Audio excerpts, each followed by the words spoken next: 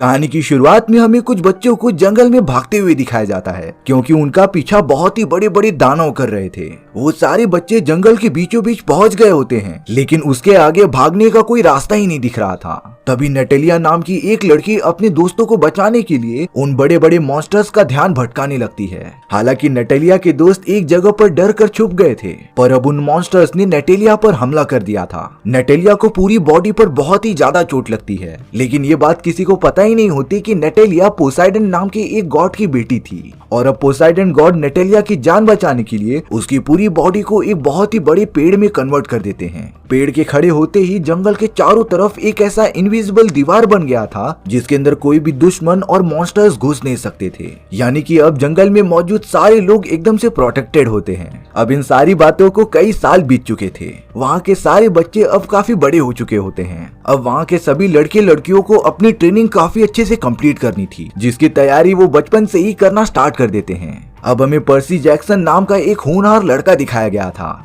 जो बाकी बच्चों से काफी ज्यादा अच्छा परफॉर्म करता था। एक दिन अचानक से उन सभी के कैंप में अजीब तरीके का लड़का आ जाता है, जिसके चेहरे पर सिर्फ एक ही आंख थी। उस लड़के से पूछताछ करने पर वो अपना नाम टाइसन बताता है, और साथ ही साथ उसने ये कहा कि वो पोसाइडन का बेटा भी है। ये बात सुनते ही कैंप के लीडर ने पर्सी जैक्सन को वहाँ पर बुला लिया था, क्योंकि पर्सी जैक्सन भी पोसाइडन का ही बेटा होता है। पर्सी को ये बात पता ही नहीं थी कि उसका एक भाई भी है। टाइसन और पर्सी बहुत ही कम टाइम में एक दूसरे से काफी ज्यादा घुल मिल गए थे, पर तभी टाइसन को कुछ गलत होने का एहसास होता है। तब जाकर पता चला कि कोई न कोई इनविजिबल दीवार को तोड़ने की कोशिश कर रहा है। सारे स्टूडेंट्स वहाँ पर जमा हो गए थे। हालांकि सभी को लग रहा था कि दीवार मजबूत होने के कारण उसे कोई भी नहीं तोड़ पाएगा, पर अगले ही मोमेंट में एक बहुत ही बड़ा रोबोटिक सांड दीवार को तोड़ते हुए अंदर घुस गया था। वो तो लगातार सारे स्टूडेंट्स पर हमला करने के लिए उनकी तरफ बढ़ता ही रहता है। सभी लोग अपनी जान बचाकर यहाँ से वहाँ भागने लगे थे। देखकर ऐसा लग रहा था कि उस सांड को कोई न कोई तो कंट्रोल कर रहा है। आउट ऑफ कंट्रोल हुए सांड को टाइसन अपनी पावर्स की मदद से रोकने की बहुत कोशिश कर रहा था, पर वो भी पूरी तरीके से रोक नहीं पाता।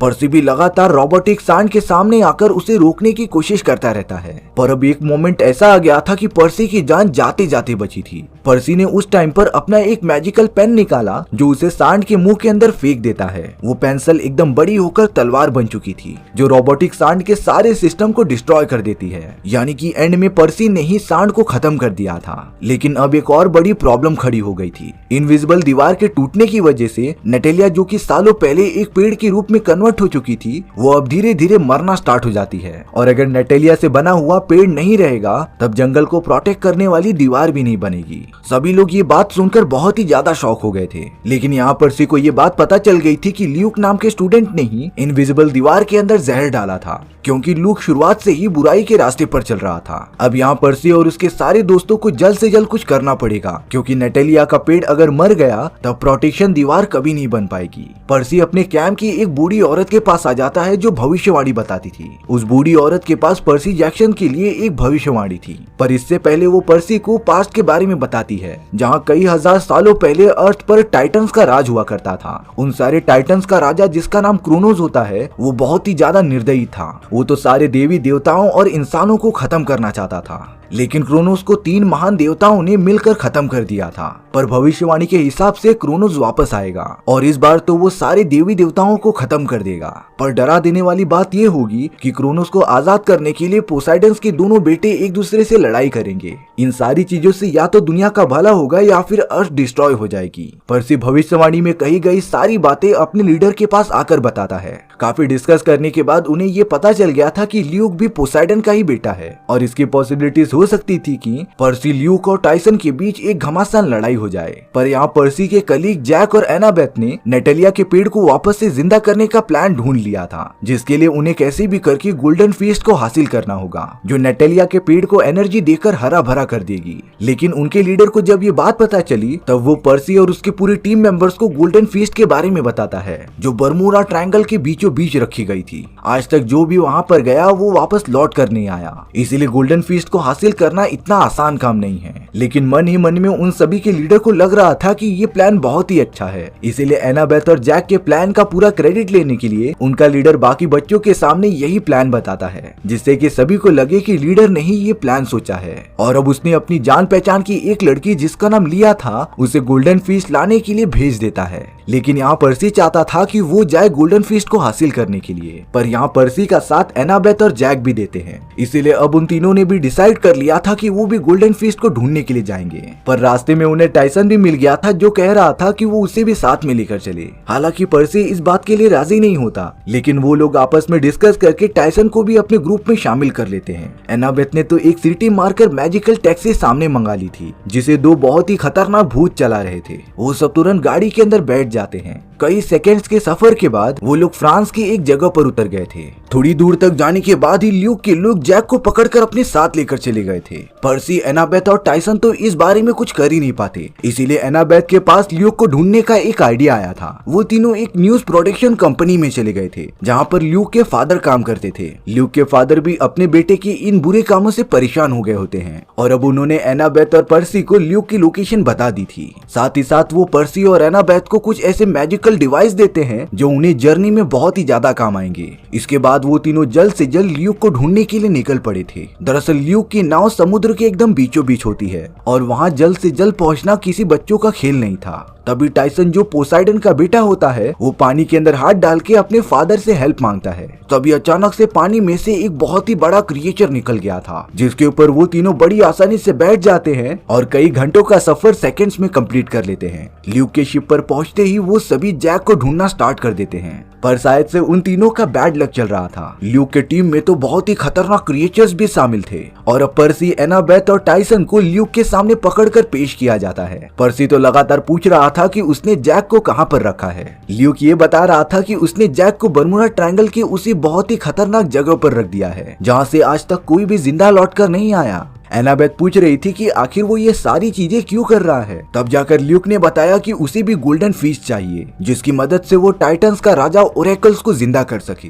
ल्यूक के पास तो मरे हुए ओरेकल्स की एक बहुत ही बड़ी अस्थियां भी मौजूद थी, जिसके ऊपर अगर गोल्डन फिश रख दिया जाए तब ओरेकल वापस जिंदा हो जाएगा। अब ल्यूक ने पर्सी, एनाबेथ और टाइसन को जेल में बंद कर दिया होता है। थोड़ी देर बाद पर्सी को ल्यूक के फादर द्वारा दिया गया एक गैजेट याद आता है। पर्सी के पास एक मैजिकल टेप था, जिससे कि वो जेल के सलाखों के चारों ओर लगा देता है, और अब वो सलाखें अचानक गायब हो गई थी। पर्सी इसी तरीके से टाइसन और एनाबेथ को छुड़ा लेता है। वो तीनों बड़े आराम से ल्यूक के शिप पर से उतर गए थे और लगातार अपने डेस्टिनेशन की तरफ बढ़ रहे थे। कई घंटों तक आगे बढ़ने के बाद वो जगह आ गई थी जिसे कि बर्मुडा ट्रायंगल कहा जाता है, और अब देखते ही देखते उनकी नाव को चारों तरफ से शार्क्स ने घेर लिया था। वो शार्क्स लगातार गोल गोल घूमकर एक बवंडर पैदा करती जा रही थी।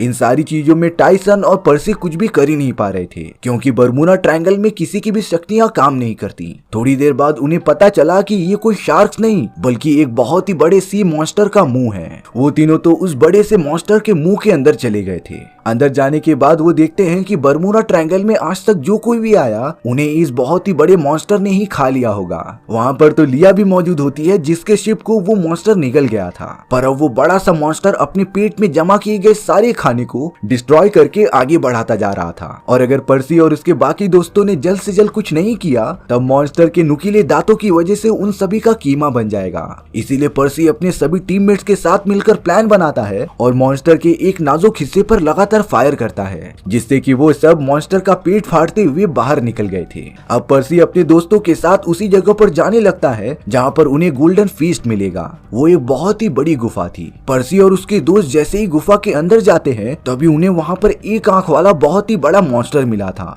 जिसके सामने और कोई नहीं बल्कि उनका दोस्त जैक होता है। जैक ने उन्हीं मॉन्स्टर के जैसा दिखने के लिए कॉस्ट्यूम पहन लिया था, क्योंकि अगर उस एक आंख वाले मॉन्स्टर को ये पता चल गया कि जैक एक इंसान है तब वो उसे पूरी तरीके से खा जाएगा। पर्सी को उस मॉन्स्टर के कंधे पर गोल्डन फिश दिखाई देती है, इसीलिए वो बड़े चुपके से गोल्डन फिश को लेने के लिए वहाँ पर चला गया था। लेकिन फिर से बदकिस्मती के कारण वो मॉन्स्टर पर्सी और उसके दोस्तों को देख लेता है। मॉन्स्टर तो उन्हें मारने के लिए लगातार उनके पीछे भागने लगा था। पर्सी और उसके दोस्त कैसे भी करके अपनी जान बचाते हैं। हालांकि बहुत ज्यादा मेहनत करने के बाद पर्सी ने गोल्डन फिश ले लिया था, पर अब उस जगह पर ल्यूक और उसके सारे लोग आ जाते हैं। ल्यूक पर्सी से कह रहा था कि वो उसे गोल्डन फिश लौटा दे, नहीं तो बहुत ही ही ज्यादा बुरा हो जाएगा। पर्सी ल्यूक की बात नहीं मानता, इसीलिए ल्यूक ने पर्सी के ऊपर गन चला दी थी। लेकिन वो बुलेट जैसे ही पर्सी को लगने जा रही थी, टाइसन अपने भाई को बचाने के लिए बीच में आ जाता है। टाइसन तो बहुत ही ज्यादा घायल होकर एक खाई से पानी में गिर गया था और अब ल्यूक के लोगों ने पर्सी से गोल्डन फिश ले ली होती है। ल्यूक तो सीधा ओरेकल को जिंदा करने के लिए वहां पर पहुंच गया था। वो सबसे पहले ओरेकल की समाधि पर गोल्डन फिश डाल देता है।